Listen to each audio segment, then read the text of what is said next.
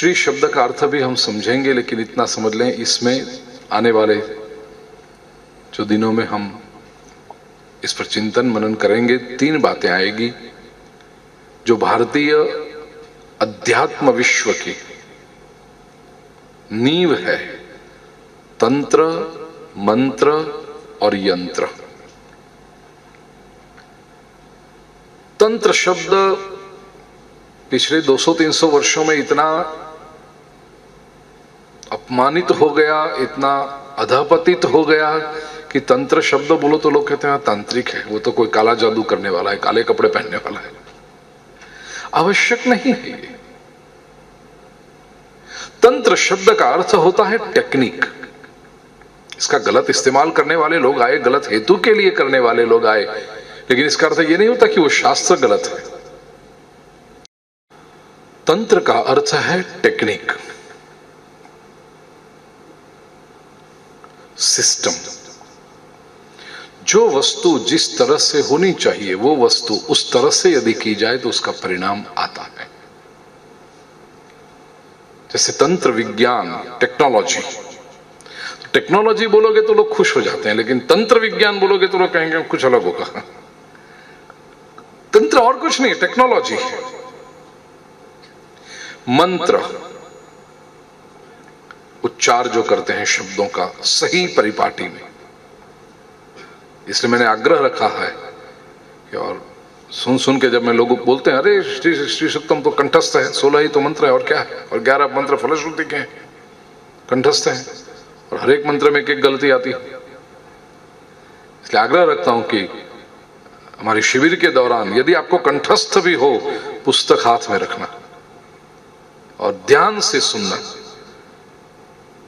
जब एक एक मंत्र का अर्थ करेंगे तब आपको पता चलेगा कि छोटी सी गलती भी अर्थ का अनर्थ कर देती है।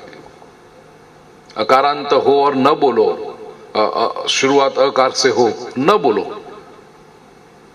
और न हो और बोल दो, अर्थ बिल्कुल विपरीत हो जाता है संस्कृत व्याकरण में। मंत्र, मंत्र शब्द की व्याख्या है मननात् त्रायते इति मंत्र।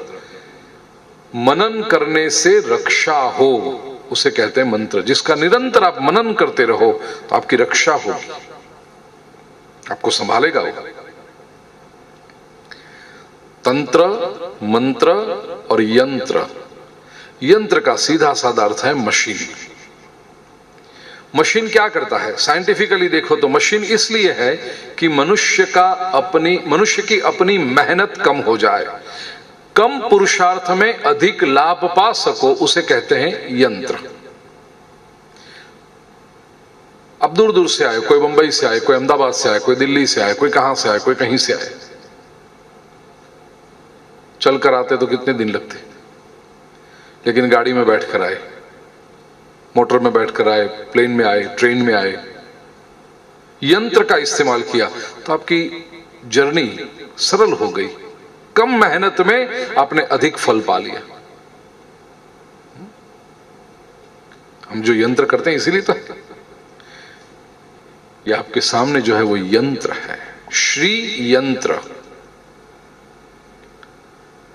पुरुषार्थ तो हम सब करते हैं संपत्ति पाने के लिए, लेकिन कहीं ना कहीं हमें लगता है कि हमारा पुरुषार्थ कम पड़ रहा है। प्रत्येक व्यक्ति, मैं जितनी मेहनत कर रहा हूं उसके प्रमाण में मुझे प्राप्ति नहीं हो रही। बात आगे आएगी, बताऊंगा मैं। श्री का अर्थ केवल रुपया नहीं है, केवल हम बैंक बैलेंस समझते हैं, या केवल डॉलर, केवल पाउंड, केवल यूरो, वो नहीं है। संपत्ति कई प्रकार की है। तो सारी जो भी हम जीवन में पाना चाहते हैं, आगे चलकर कहें तो शांति, समृद्धि, कीर्ति, प्रतिष्ठा, मन की इच्छाओं का पूर्ण होना, इसे कहते हैं श्री। जो भी सात्विक इच्छा है आपकी, जो भी अच्छी इच्छा है, वो पूर्ण हो जाए, जीवन में प्रसन्नता आ जाए, आपके चेहरे पर हमेशा हंसी रहे। बस परिस्थिति चाहे कुछ भी हो, क्या फर्क पड़ता है, हमारी प्रसन्नता बरकरार रहे, इसे ही श्री कहते हैं। और वह देने की शक्ति ये श्री यंत्र में, उसकी उपासना में और श्री सुक्तम मंत्र में है। कैसे होगा? तो कुछ नियम भी होता है, जैसे वैद्य औषधि दे कोई बीमारी को दूर करने के लिए। हमारी बीमारी कौन सी है? अलक्ष्मी, ये हमारी बीमारी है। ये शब्द सारे आएंगे श्री सूक्त में, बताऊंगा। लक्ष्मी संपत्ति, अलक्ष्मी तो अकार हुआ तो नेगेटिव हो गया। दरिद्रता ये हमारी बीमारी है। और फिर से कहूंगा, दरिद्रता का अर्थ केवल ये न समझना कि जो रास्ते पर भीख मांग रहे हैं। कई प्रकार की दरिद्रता है, श्री सूक्तम में आएगा। मन की अशांति ये सबसे बड़ी दरिद्रता है। बड़े से बड़े मकान में, बड़ी से बड़ी अच्छे से अच्छे फर्नीचर के बीच में, सुख सुविधाओं के साधन के बीच में व्यक्ति बैठा हो और उसका मन अशांत हो, तो भला इससे बड़ा गरीब, इससे बड़ा दरिद्र और क्या होगा? बेहतर है वो रास्ते पर का दरिद्र जिसको आस तो है कि आज पैसा नहीं है कल मिल जाएगा, आज भूखा हूं कल भोजन मिल जाएगा, आज रास्ते पर सोता हूं कल सर के ऊपर छप्पड़ मिल जाएगा, घर मिल जाएगा, कोई आस तो है उसको। लेकिन 15,000 स्क्वायर फीट के मकान के अंदर बैठकर यदि कोई व्यक्ति अशांत है तो उसके लिए कोई आस भी नहीं, फिर वो तो बड़ा दरिद्र है। कई प्रकार की अलक्ष्मी होती है। अलक्ष्मी दूर हो, लक्ष्मी प्राप्त हो, इसलिए श्री सुक्तम की उपासना, इसलिए श्री यंत्र की आराधना। लेकिन जैसे मैंने कहा, वैद्य औषधि देता है, उसके पहले और उसके साथ कुछ नियम देता है कि ये नियमों का पालन करोगे तो औषधि का असर होगा। ये नियम फलश्रुति में बताए हैं। देखिए 70वें पन्ने पर 7वां मंत्र, न क्रोधो न च मात्सर्यम् न लोभो न शुभा मतिः भवन्ति कृतपुण्यानां भक्तानां श्री सूक्तं जपेत्। ये फलश्रुति भी है और पूर्व भूमिका भी है, जिस अर्थ में आप उसे लेना चाहो। कृत पुण्यानाम भक्तानाम क्रोधः न। कृत पुण्य, जिसने पुण्य कर लिए, जो कृतकृत्य हो गया, जिसको सफलता मिल गई, ऐसे भक्त को क्रोधः न, क्रोध नहीं होता है। मात्सर्यं च लोभः न, उसको मत्सरता नहीं आती, मतलब किसी की ईर्ष्या नहीं होती, वो किसी की प्रगति देख करके खुश होता है। आमतौर पर लोग क्या होता है, दूसरे की प्रगति देखे तो बड़े दुखी हो जाते हैं। सोचना आप, व्यक्ति जीवन में अपने दुखों से दुखी कम होता है, दूसरों के सुख से दुखी अधिक होता है। क्योंकि अपने दुख की तो आदत हो गई है ना, स्वीकार किया हुआ है कि है ये दुख, कोशिश भी कर रहा है कि वो अपना दुख दूर हो जाए, और उसे लगता है कि मेरा जो दुख है कुछ समझ में आने वाली बात है। लेकिन दूसरे का सुख किसी भी समझ में नहीं आता। अपना दुख कम दुखी करता है, दूसरों का सुख अधिक दुखी करता है। न च मात्सर्यम्, मत्सरता न हो।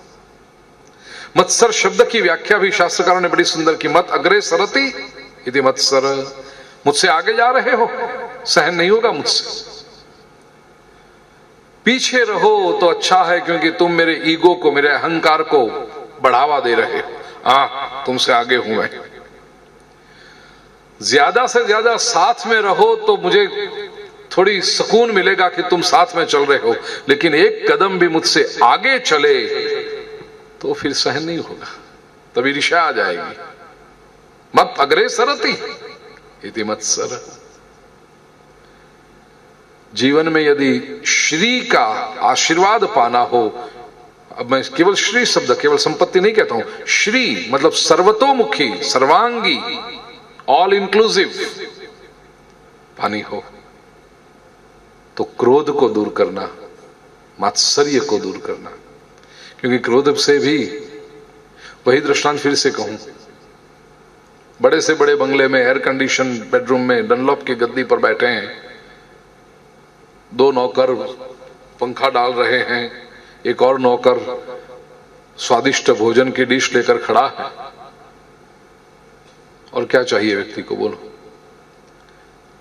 लेकिन उसमें कोई बात हो गई और गुस्सा आ गया, आग बबूला हो उठा व्यक्ति, क्रोध आ गया। अब वो मकान का, एयर कंडीशन का, डनलॉप के गद्दे का, स्वादिष्ट भोजन का, 3 नौकर का सुख रहा, दरिद्रता ही है या और कुछ। न क्रोध हो, जो भी आपके पास है उसका यदि आनंद पाना चाहते हैं आप, तो क्रोध छोड़ देना। न च मात्सर्यम, क्रोध भी एक आग है, मत्सरता ईर्ष्या भी भीतर की आग है। क्रोध न मात्सर्यम न लोभ न, लोभ भी न चाहिए। लोभ का अर्थ क्या करेंगे, षड विकार में एक है ये तो लोभ। वेदांत को जो बताता ना, काम क्रोध लोभ मोह मद मत्सर। कई बार लोग लालच और लोभ को समान समझते हैं, वस्तुतः वे है नहीं, अंतर है उसमें।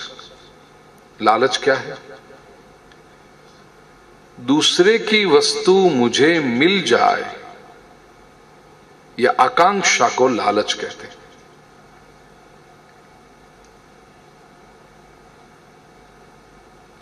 आलोक भाई के पास जैसी घड़ी है वो मुझे मिलनी चाहिए, ये जो शुरू हुई गड़बड़ दिमाग के अंदर, इसको कहते हैं लालच। और लोभ, मेरी घड़ी मेरे पास रहनी चाहिए, वो किसी के पास न जाए, इसे कहते हैं लोभ। ये फर्क है। जो मुझे मिला हुआ है, जो मुझे प्राप्त हुआ है, वो किसी के साथ में मैं बांटूंगा, मैं शेयर नहीं करूंगा किसी के साथ, वो मुझसे, मेरे से दूर जाना ही नहीं चाहिए। वो दूसरे का मिलता जाए तो अच्छा है। हमारे गुजराती में एक बड़ा सुंदर, रमेश भाई आपने कहेवत है ना, मारू मारा अने तारामा मारो।